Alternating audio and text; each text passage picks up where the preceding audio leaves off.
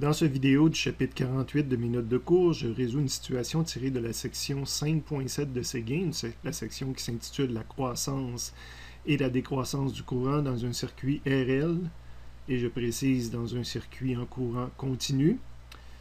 Il s'agit de la situation 1 qui s'intitule elle-même « La décroissance du courant » et dont on peut prendre connaissance à la page 467 de Seguin.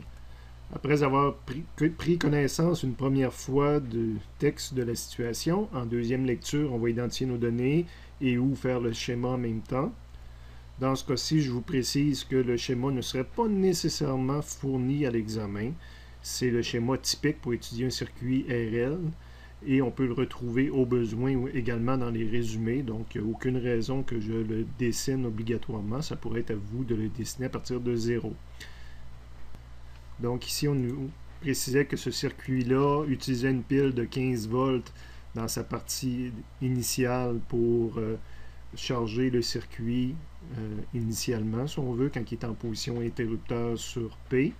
Donc la pile, je l'ai dessinée de ce côté-ci. Que le circuit était constitué d'une résistance de 2,5 ohms. Donc dans la partie où ce qu'on a le circuit RL, au départ, j'ai justement le R. J'ai également le L qu'on me donnait, qui était une valeur de 18 millihenry. Donc, à la suite, j'ai dessiné une inductance et j'ai un ampèremètre pour pouvoir effectuer les mesures. Le circuit est fonctionnel, même si il n'y a pas d'ampèremètre, mais ça, au moins, ça nous permet de voir les valeurs. Le problème va débuter après qu'on ait mis longtemps l'interrupteur à P pour avoir des conditions initiales où le courant circule. Le problème commence quand on déplace l'interrupteur à Q et que le courant va se mettre à circuler et le circuit à se décharger. Décharger entre guillemets, c'est pas un condensateur qui se charge puis qui se décharge, là, mais c'est un circuit quand même où il y avait un courant initial puis que le courant finit par s'éteindre. On nous demande justement à 3 temps différents, donc justement quel est ce temps-là. Mon inconnu, c'est le temps. À quel moment je vais avoir justement un courant qui est égal à 1/2 sa valeur qu'il avait initialement, parce que le courant maximum, c'est ça que j'avais initialement. Donc le courant est rendu à la moitié de sa valeur initiale, il tend vers 0. À quel moment que je vais être rendu à 1/4 de ce que j'avais initialement, donc je suis encore en train de diminuer, puis à quel moment que je vais être rendu à 1/100e de ce que j'avais. Je vous rappelle que, imaginez que l'interrupteur est sur la position P. Le courant circulait, on va essayer de le faire tranquillement, le courant montait ici, tournait, descendait, revenait. Fait que là, ça, j'étais en condition, on a été longtemps comme ça, le courant circule de cette façon-là. Je bascule l'interrupteur, au moment où je bascule, le courant descend ici. Donc, si je veux illustrer dans quel sens que circulent les courants qui sont ici, bien, initialement, le courant circule comme ça. Et on a dit que l'inductance joue un rôle de s'opposer à tout changement. Bien là, le courant veut arrêter de fonctionner, j'ai plus de piles pour alimenter le circuit. Mais le courant va s'arrêter tranquillement. Donc, pendant qu'il est en train de s'arrêter, le courant va circuler maintenant de cette façon-là. Le courant descendait, il va tourner ici, puis il va tourner comme ça. Donc, cette fois-ci, le courant circule comme ceci dans le circuit pendant que le courant est en train de s'éteindre.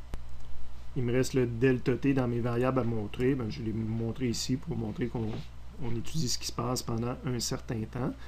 Petite remarque hors problème, ça veut dire que si le courant circule comme ça, pendant qu'il est en train de s'éteindre, ben, j'ai une force électromotrice induite qui est comme ça. Il faut qu'il y ait quelque chose qui génère ce courant-là. Dans l'autre partie du circuit, quand on était branché sur le P, j'avais le E ici qui faisait circuler le courant comme ma souris circule présentement.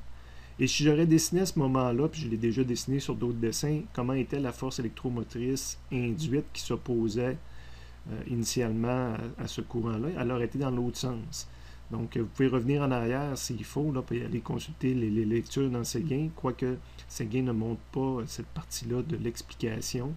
Mais à un moment donné, moi, elle était dans l'autre sens. Là, quand on était sur la partie P, la force électromotrice induite s'opposait justement à ce que le courant passe initialement, tandis qu'ici, la force électromotrice s'oppose à ce que le courant s'éteigne, donc elle va fournir pendant un certain temps là, de l'énergie au circuit, si on veut, l'énergie qui était emmagasinée sous forme magnétique, sous forme d'un champ magnétique. Bon, passons ces explications supplémentaires-là, puis allons à l'essentiel, dire je cherche un paramètre, je cherche du temps dans un circuit qui est en train de décroître, un circuit RL que le courant est en train de décroître. On va aller dans le résumé.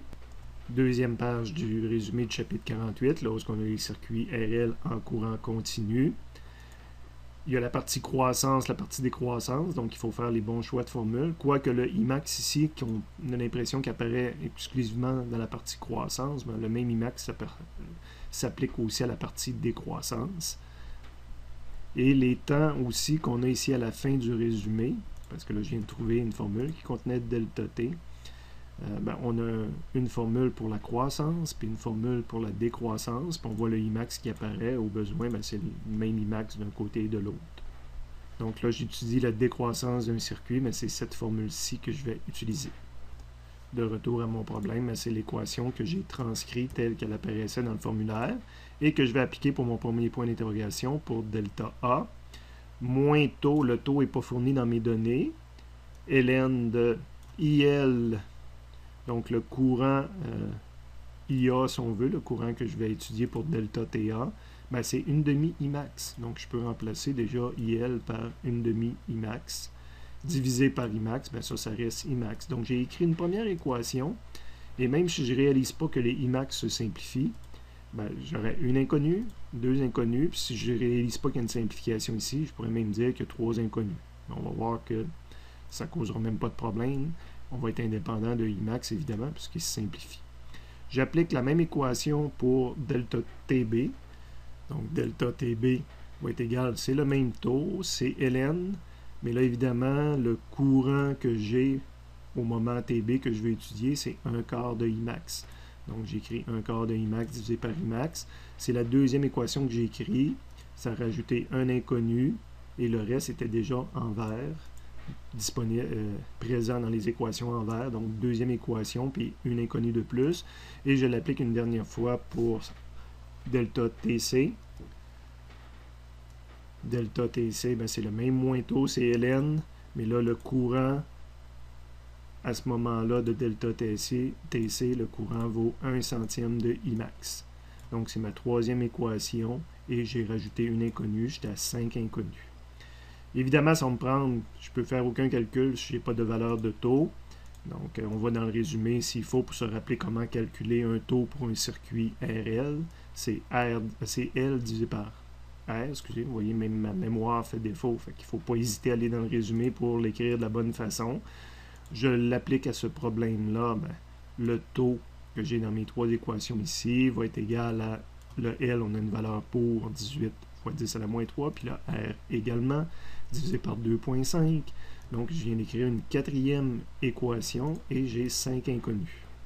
Mais je pourrais m'arrêter là parce que le Imax se simplifie partout, mais si je ne l'ai pas réalisé, il s'agit d'avoir l'équation pour Imax qu'on retrouve au chapitre 48 également. Donc, c'est la pile divisée par la résistance. Je l'ai mis en rouge différent parce que je vais vous montrer dans un instant. Donc, je n'aurais pas besoin, si je l'ai réalisé, j'aurais pas besoin de faire cette étape-là. La pile est connue, c'est 15, puis le R était même valeur que tout à l'heure, 2,5.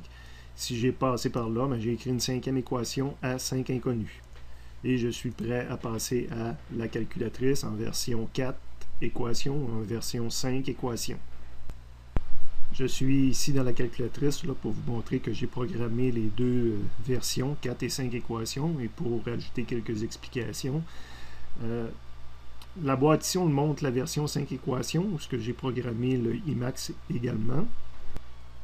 Mais initialement, c'est l'équation qui apparaît ici, je n'avais pas programmé le Imax.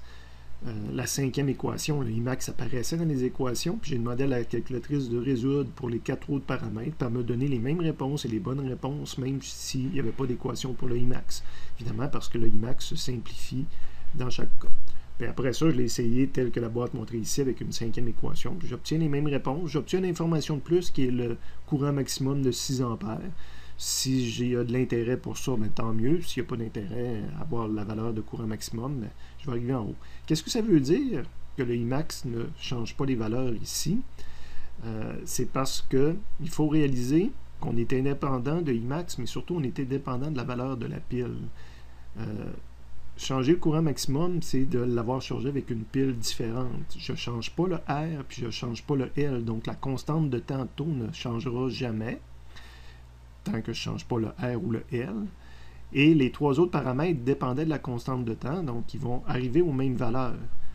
Fait que, ici, le 6 ampères était lié à la pile. Si je prends une pile plus forte, je vais avoir plus d'ampérage au départ. Mais après le premier temps qui était le 0.005 secondes ici, c'était le temps pour arriver à la moitié. Fait que quand j'avais 6 ampères, après 0.005 secondes, j'avais la moitié de mon courant qui me restait. Il me restait 3 ampères. Si au départ, j'avais une pile plus élevée, puis que j'aurais calculé le Imax, par exemple, je peux avoir un Imax de 8 ampères. Mais si je n'ai pas changé le R puis le L, après 0.005 secondes, je vais avoir la moitié de mon 8 ampères, je vais avoir 4 ampères. Puis après 10 secondes, je vais avoir la moitié de la moitié, je vais être rendu à 2 ampères. Donc, la valeur de ampérage va changer, mais le temps que ça prend pour atteindre les différentes proportions du même ampérage va arriver au même temps. Donc, il faut réaliser ça.